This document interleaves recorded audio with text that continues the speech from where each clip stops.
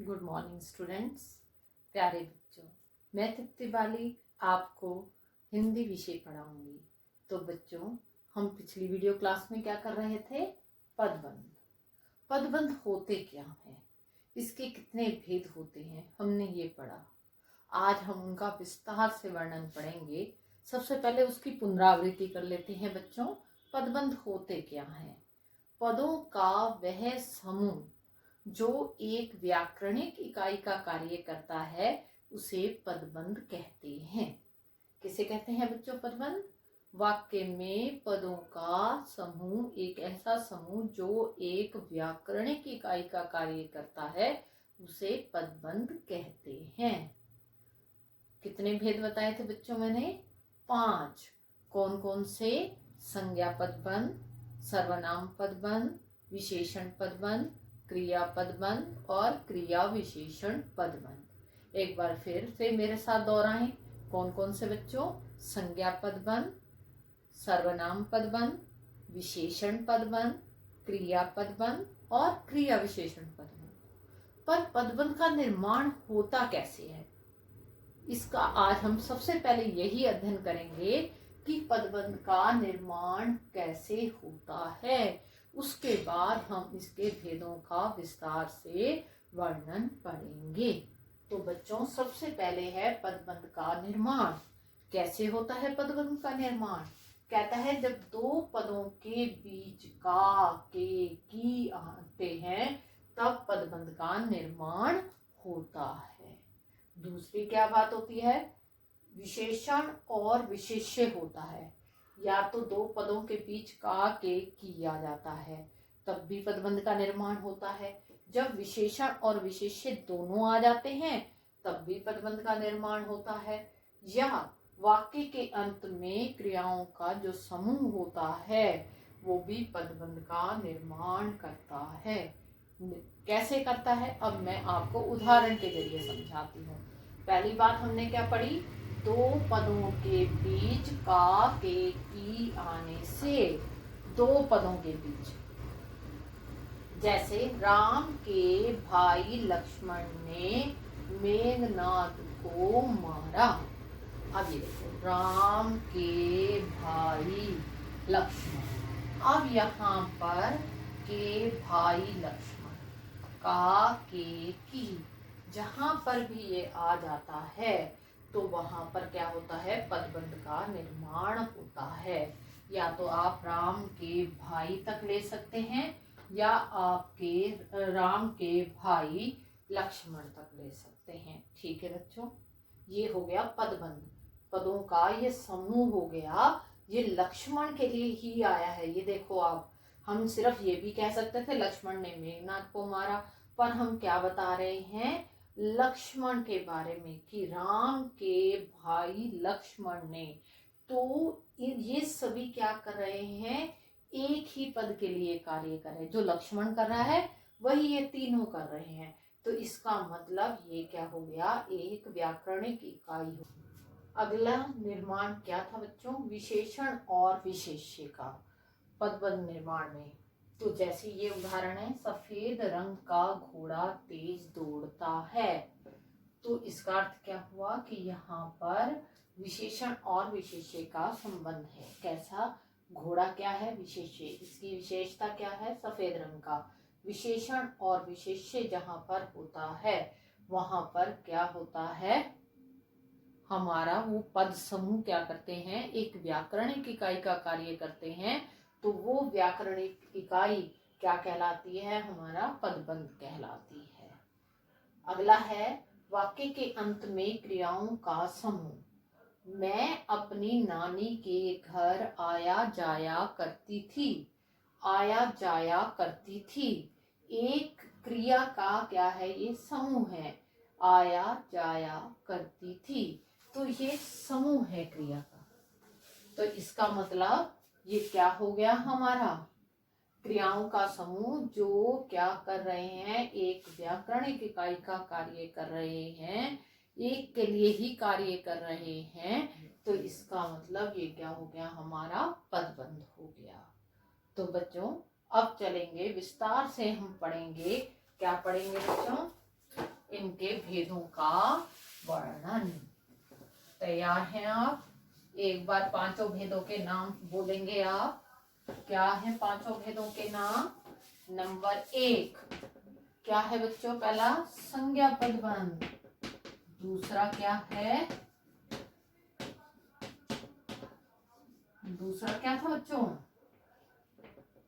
सर्वनाम पदबंध। तीसरा विशेषण पदबंध। चौथा हमारा था क्रियापद बंध।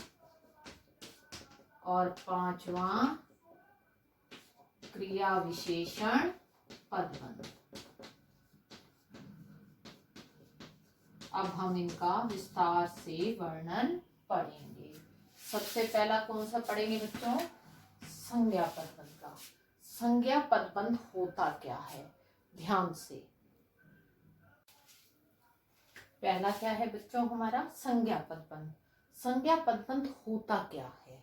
कहता है वाक्य में संज्ञा के रूप में प्रयुक्त होने वाला पदबंध संज्ञा पदबंध कहलाता है। ऐसा कौन सा पदों का समूह है जो संज्ञा के रूप में प्रयुक्त हो रहा है बच्चों? कौन सा है? परिश्रम करने वाली छात्रा।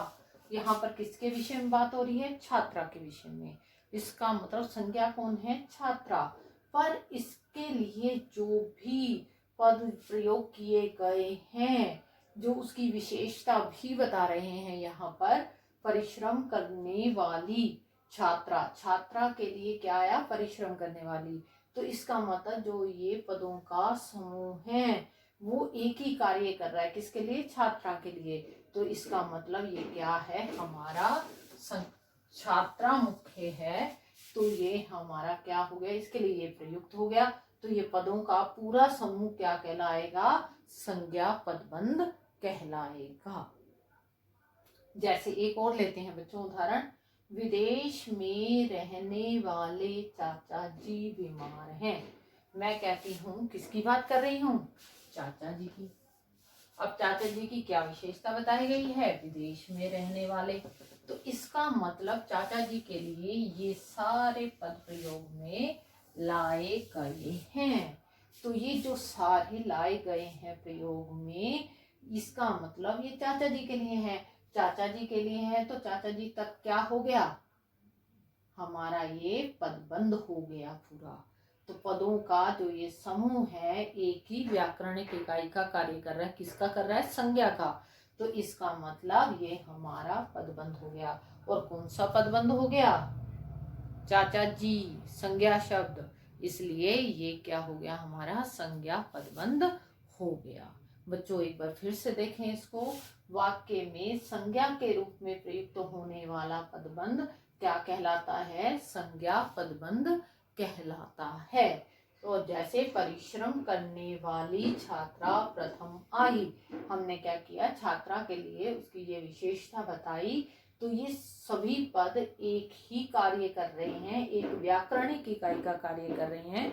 तो ये पदों का समूह यहाँ से लेकर यहाँ तक ये एक ही काम कर रहे हैं। तो इसका मतलब ये संज्ञा पदबंध में आ गया। आप जहां तक इकाई को ले रहे हैं, ध्यान दे दें एक बात ध्यान से बच्चों। अगर आप करते हो परिश्रम करने वाली, सिर्फ उसकी विशेषता तक बताते हो, तो इसका मतलब ये विशेषण पदबंध में आ जाएगा। अगर हम वही छात्रा तक लेते हैं, संज्ञा तक लेते हैं, तो इसका मतलब वो संज्ञा पदबंध के अंतर्गत आएगा।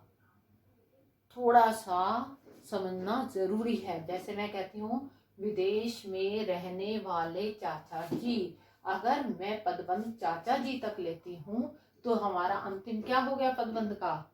किसके लिए हम कर रहे हैं ये पदों का समूह? चाचा जी के लिए। तो इसका मतलब ये संज्ञा पदबंध हो गया। अगर मैं यही कहती हूँ वाले तक कर देती तो ये क्या हो जाता हमारा? विशेषण पदबंध। तो पदों का समूह निर्भर करता है कि हम क्या लेकर चल रहे हैं। संज्ञा ले रहे हैं, सर्वनाम ले रहे हैं, विशेषण ले रहे हैं, वो सभी बातें इस पर निर्भर करती हैं हमारे वाक्य पर छांटने पर। पर एक बात समझ में आ जाए कि पदों का जो समूह है, जो एक व्याकरणिक इकाई का कार्य करेगा, वही पदबंध में आएगा। बस आया बच्चों समझ में? अगला चले। अगला है हमारा कौन सा है बच्चों? सर्वनाम पदबंध। तैयार हैं आप? सर्वनाम पदबंध।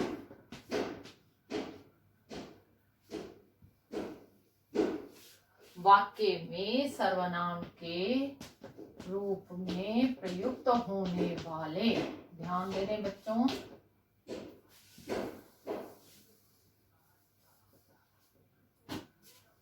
वाक्य में सर्वनाम के रूप में प्रयुक्त होने वाला पदबंध या पदों का ऐसा समूह जो सर्वनाम का कार्य कर रहा है, उसे हम सर्वनाम पदबंध कहते हैं। जैसे मैं कहूं, शेर से डरने वाले तुम,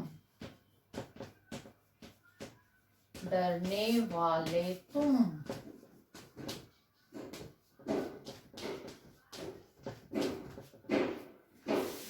कहाँ जा रहे हो?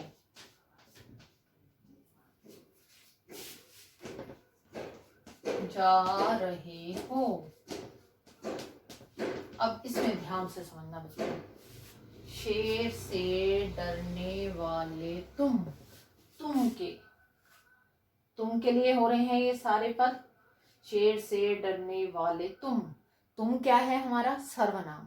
उसके लिए किन पदों का प्रयोग हो रहा है? शेर से डरने वाले। इसका मतलब ये हमारा क्या हो गया? यहां से यहां तक आप जिसको छांट रहे हैं बच्चे, आखिरी शब्द जरूर, पद को जरूर देख लें कि वो क्या है, संज्ञा है, सर्वनाम है, विशेषण है, क्रिया है, क्या है। जैसे शेर से डरने वाले तुम क्या है? हमारा सर्वनाम। तो अगर ये सर्वनाम है तो इसके लिए ये सारे पद प्रयोग में लाए गए हैं। तो ये पूरा पदों का समूह क्या कहलाएगा? हमारा सर्वनाम पदबंध कहलाएगा, क्योंकि इसने किसका कार्य किया है? एक व्याकरणिक इकाई का। वो व्याकरणिक इकाई कौन सी है बच्चों? सर्वनाम पदबंध।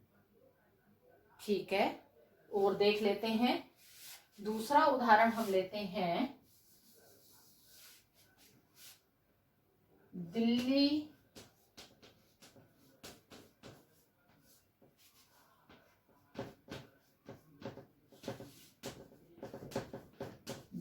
में रहने वाला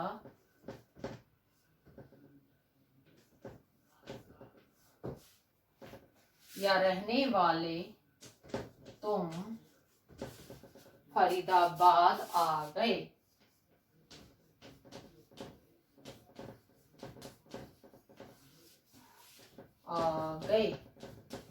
तो बच्चों इसमें कौन सा होगा? दिल्ली में रहने वाले तुम। फिर वही बात मैं दोबारा समझा रही हूँ जो मैंने संज्ञा पदबंध में समझाई थी बच्चों, कि अगर आप तुम तक ना लेकर वाले तक लेते हो तो इसका मतलब ये तुम की विशेषता बता रहा है, इधर भी तुम की विशेषता बता रहा है। तो ये क्या हो जाएंगे हमारे? अगर हम सिर्फ विशेषण को लेते हैं तो ये हमारा विशेषण पदबंध में आएगा। अगला मैंने आपको यही पढ़ाना है, आप ध्यान से समझ लें। तो शेर से डरने वाले तुम कहाँ जा रहे हो? दिल्ली में रहने वाले तुम फरीदाबाद आ गए। तो ये हमारा क्या हो गया? पदबंध। इसको हम छांटेंगे और इसका नाम क्या बन जाएगा? इस पदबंध का नाम सर्वनाम पदबंध। इसी तरह शेर से डरने वाले तुम, ये भी क्या हो गया? हमारा सर्वनाम पदबंध हो गया। चले बच्चों आगे, तैयार हैं आप? अगला कौन सा है हमारा?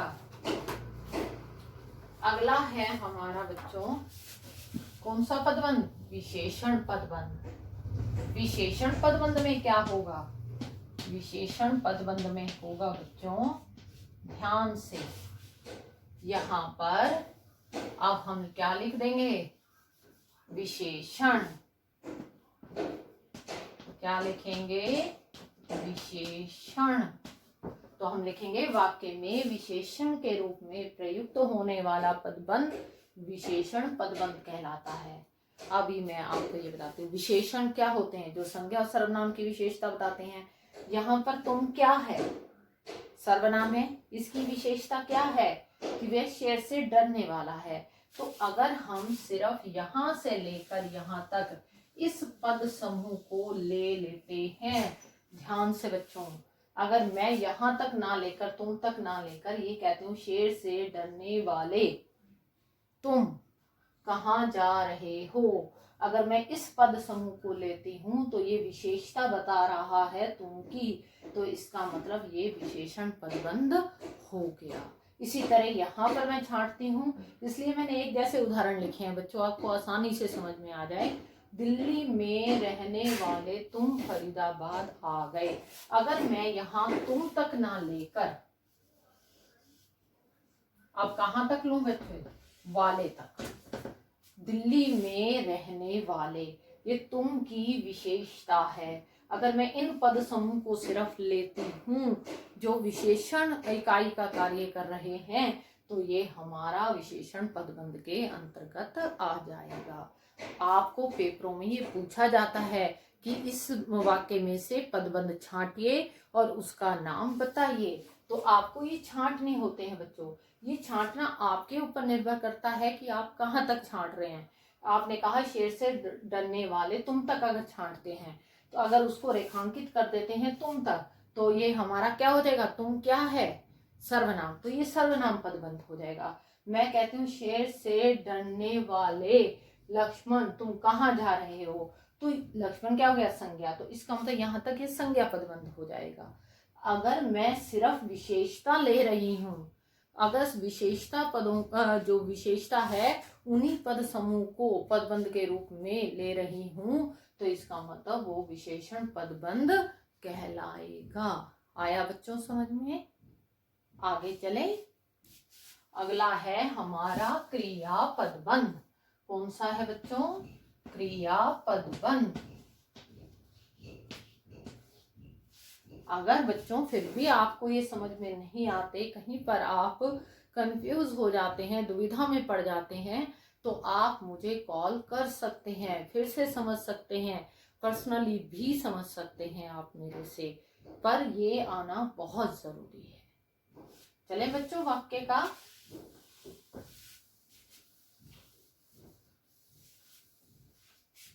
अगला है क्रिया पदबंध। वाक्य में अगर मैं कहती हूं कि क्रिया के रूप में ऐसा पदों का समूह जो क्रिया के रूप में प्रयुक्त हो रहा है, वो क्या होता है, हमारा क्रिया पदबंध होता है।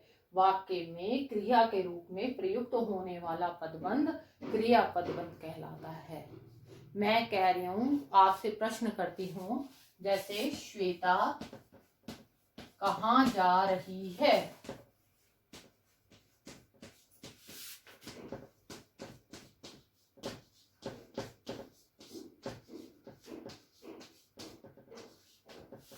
मैं ऐसे वाक्य इसलिए ले रही हूँ बेटे ये आसान से, क्योंकि आपको आसानी से समझ में आ जाए कि पदबंध क्या होते हैं।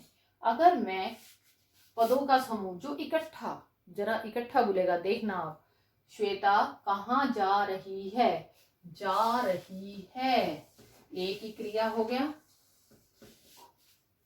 है, एक ही इकाई का कार्य कर रहे हैं क्रिया के लिए, पर पद कितने हो गए, 1 2 3। इसका मतलब ये पदों का समूह एक ही व्याकरणिक इकाई के लिए कार्य कर रहा है। किसके लिए कर रहा है, क्रिया के लिए। तो इसका मतलब यहां से लेकर यहां तक क्या हो गया हमारा, श्वेता कहाँ जा रही है। आप कहाँ से भी लेंगे तब भी हो जाएगा बच्चों, तो ये तब भी ठीक है, जा रही है छांटोगे तब भी ठीक है, जा रही है, तो ये हमारा क्या हो जाएगा, क्रिया पदबंध। अभी मैंने एक उदाहरण आपको पहले भी दिया था, मैं अपनी नानी के घर आया जाया करती थी, आया जाया करती थी, मैं अपनी नानी के घर जाती थी, ऐसे भी हो सकता था, पर हमने क्या किया, आया जाया करती थी, एक ही क्रिया के लिए बच्चों क्या किया, अनेक पदों का प्रयोग किया हमने, तो वो पदों का जो समूह है पूरा, वो एक व्याकरणिक इकाई का कार्य कर रहा है, और वो भी किसका? क्रिया का। तो इसका मतलब ये क्या हो गया? हमारा क्रियापद बंध हो गया। बस आपको ये देखना है कि आप छांट क्या रहे हैं। अगर आपको ये पता लग गया कि आप छांट क्या रहे हैं, तो फिर आपको पदबंध का नाम जानने में, भेद बताने में परेशानी नहीं होगी। तो बच्चों अगला चले। अगला कौन सा है? क्रिया विशेषण पदबंध। नाम से ही पता चल रहा है कि ऐसा पदों का समूह जो क्रिया की विशेषता बता रहा है। मैं कहती हूं, आप लिखें कश्मीर से कन्याकुमारी तक। ध्यान से, कश्मीर से कन्याकुमारी तक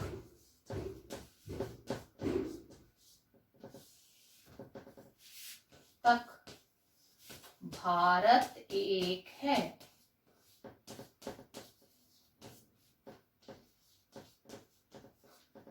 अब कौन सा पदों का समूह है जो एक ही व्याकरणिक इकाई का कार्य कर रहा है? कश्मीर से कन्याकुमारी तक। ये तक क्या है बच्चों? ये हमारा क्रिया विशेषण है। तो हम क्या कहेंगे? वाक्य में क्रिया विशेषण के रूप में प्रयुक्त होने वाला क्या होगा? हमारा पदबंध क्रिया विशेषण पदबंध कहलाएगा। आया बच्चों समझ में? कौन सा? कश्मीर से कन्याकुमारी तक। ये हमारा क्या हो गया? तक तक। ये हमारा क्रिया विशेषण के अंतर्गत आ गया। क्रिया विशेषण के अंतर्गत आया तो ये हमारा क्रिया विशेषण पदबंध हो गया। एक बार सारे दोहराते हैं जल्दी से, आपको एक ही बार में सारा समझ में आ जाएगा। फिर मैं इसकी बच्चों आपको प्रैक्टिस भी करवाऊंगी। जरा ध्यान से, जल्दी से करेंगे हम, कोई घबराने की जरूरत नहीं है। आपको नहीं आएगा, मैं इसको दोबारा भी समझाने के लिए तैयार हूं बच्चों, पर आप इसे ध्यान से समझे जरूर। पर पहला है हमारा संज्ञा पदबंध। वाक्य में जब संज्ञा के रूप में प्रयुक्त होने वाला पदबंध क्या कहलाएगा? हमारा संज्ञा पदबंध कहलाएगा। ऐसा पदों का समूह वाक्य में जो संज्ञा के रूप में प्रयुक्त हो रहा है उसे हम संज्ञा पदबंध कहेंगे। और सर्वनाम क्या हो गया? ऐसा पदों का समूह जो सर्वनाम का कार्य कर रहा है उसे हम सर्वनाम पदबंध कहेंगे। विशेषण किसे कहेंगे? वाक्य में विशेषण के रूप में प्रयुक्त होने वाला पदबंध पदों का समूह क्या कहलाएगा? विशेषण पदबंध कहलाएगा। इसी तरह क्रिया क्या होगा? वाक्य में क्रिया के रूप में प्रयुक्त होने वाला पदबंध क्या कहलाएगा?